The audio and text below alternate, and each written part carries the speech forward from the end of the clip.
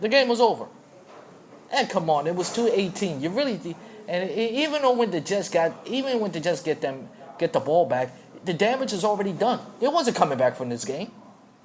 They wasn't going to make it interesting, even though it was by 20 points. And yes, you got to keep your head in the game. You cannot make stupid. I understand he made a stupid penalty. Number 11 made a stupid penalty. Stupid. It was stupid. You got to keep your composure. I understand that. But that's not the point. You cannot throw that ball, especially with time of possession. I'm sorry. I know you got to run the football. Or better yet, when a time is like this, you got to play for a touchdown or kick a field goal. But you cannot throw the ball away. You cannot throw that game away and expect to win. Cannot. And now, you guys, well, you didn't move from last place anyway. You had a chance to probably with the Buffalo Bills, but what happens? Typical Jets blew this game away. And this might be the season. What happened to the same Jets team that played Miami in week 3? They didn't show up. They show up in the first half, but after the third quarter, they didn't show up there. And as far as Muhammad Wilkerson is concerned, he got back to Muhammad Wilkerson's status. That interception was a very good play. It was a very good play. But Cayman now, he is not as terrible as Fitzpatrick was, but he's more accurate. He showed he's more accurate, but you got to make better decisions than that. That's all I got to say. Now, let's move on to the Giants, and let's just say there was nothing going on. This game, let's just be honest, it was nothing going on. It really wasn't.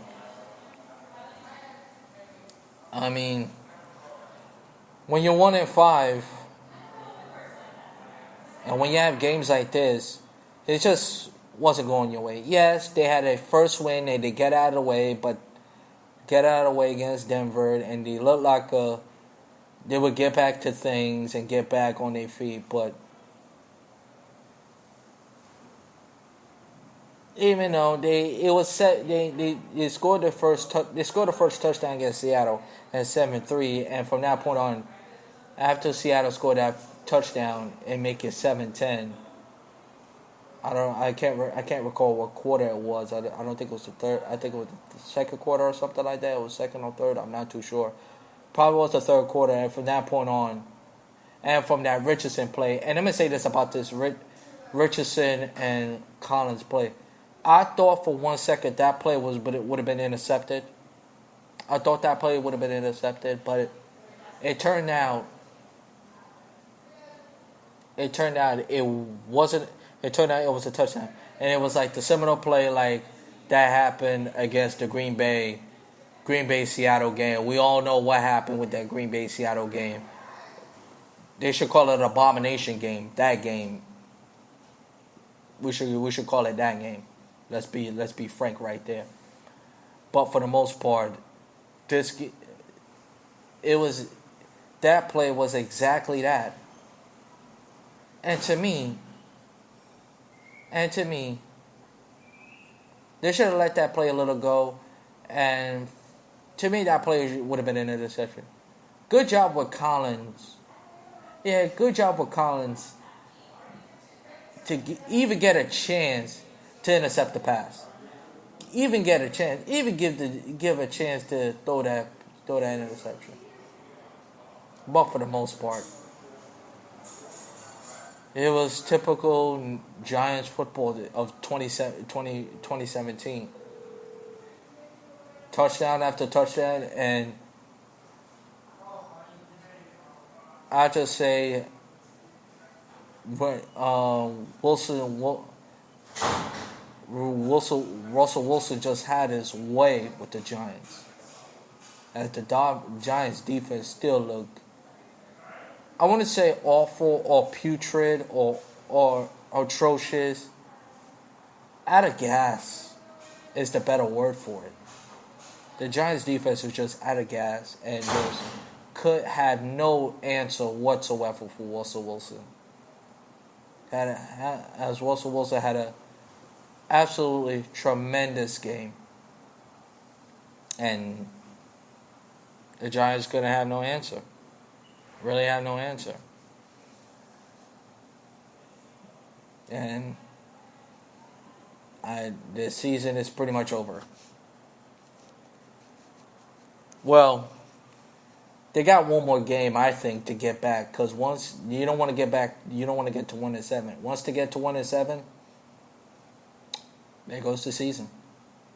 There goes the season. And Jerry Reese and Wellington Mara, John Mara, and Tish, what they're going to do from there? What they're going to do from what the Giants franchise is going to do from here and there? Are they going to clean house, or are they going to break this team apart once they get to a worse record than they have to? And it'll be interesting to see from there. But that's enough with the NFL. Let's touch on college football. And USC Notre Dame, and you Notre Dame just had its way with USC. Just had its way. Run the football. The USC. The first time Notre Dame have a running game since probably Ricky Waters was there, or Jerome Bettis. This is the first time I see a running game that Notre Dame has have had since Lou Holtz was there. To be quite honest with you, they haven't had a running game. Their running game haven't been this dominant, and they have just run the ball, and the quarterback has been overlooked, to say the least. And to win from number 11 to number 9 is really a positive. I don't think they'll get a playoff though. As I told my little brother, no one's a bigger Notre Dame fan than him, and he was thrilled that he was just.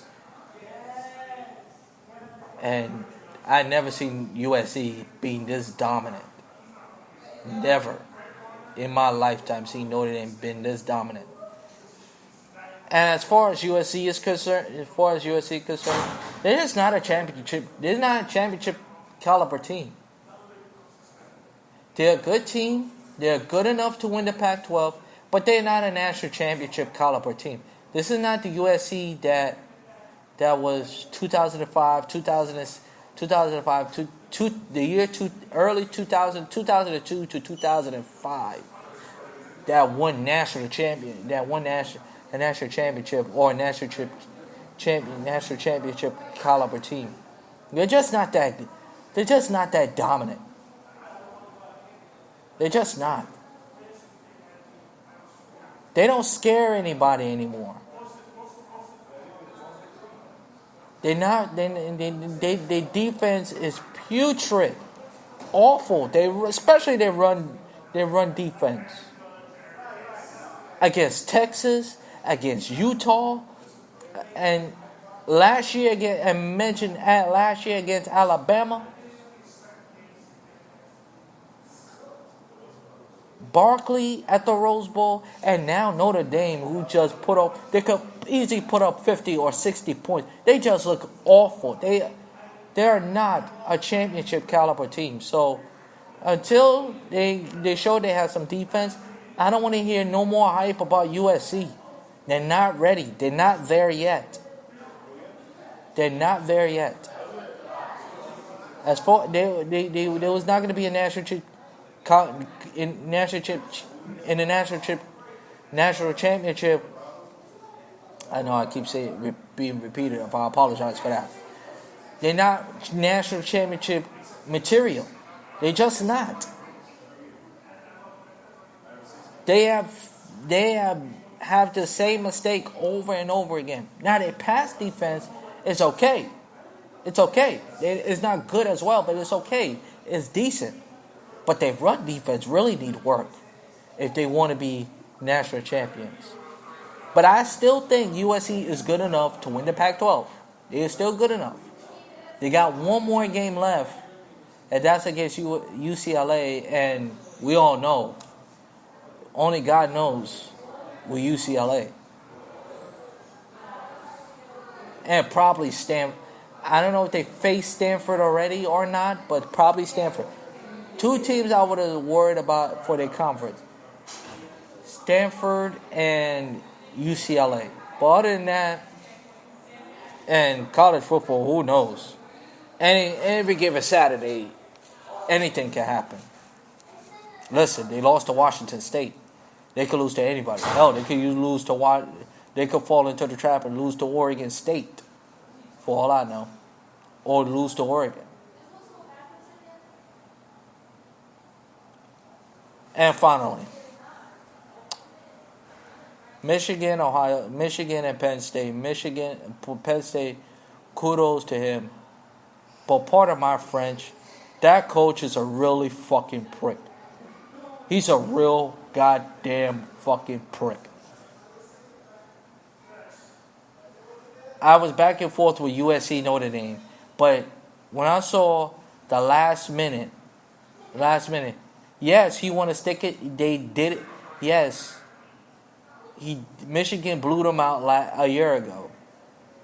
Blew them out at the big house, and want to send a message to Penn State want to send a message to Michigan. But James Franklin, you have to run in another play when the game is basically over. I guess someone need to introduce him to a victory formation. Maybe somebody need to introduce him to him. When there's a blowout was like 42-14 and the team know for a fact they're not coming back, you don't have to run another play. Unless if it's really your hated rival. That's like kicking a man while he's down. And that's why I have no respect. And trying to tell you, oh, this Penn State is the greatest college in college football. This is a great atmosphere. Hold on a second. Don't give me this crap that this is a great or you want to think game day. Okay, you saying college game day, yeah, granted. But don't act like Penn State is the greatest college in the world, where you guys protected a pedophile for years. For 30 years, as a matter of fact. The whole year Joe Paterno was the head coach. May God rest his soul. And act like this is the greatest college in the world. So with that bull crap he pull off, please. But my whole point is this: you don't have to stick it to Jim Harbaugh. I'm surprised Jim Harbaugh didn't come in and knock him out.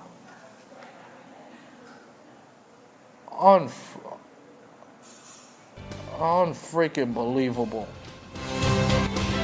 And on that note, that will do it for this edition of Drew Media Live. Follow my show on Facebook. My show is going to be posted on Facebook, YouTube, Twitter, and iHeartRadio. As I mentioned, we're gonna have a World Series show tomorrow on Drew Media Live. Thanks so much for listening. As always, Andrew L. Perry saying shalom, let peace go with you, and I talk to you next time. So long, and enjoy the rest of your Monday evening.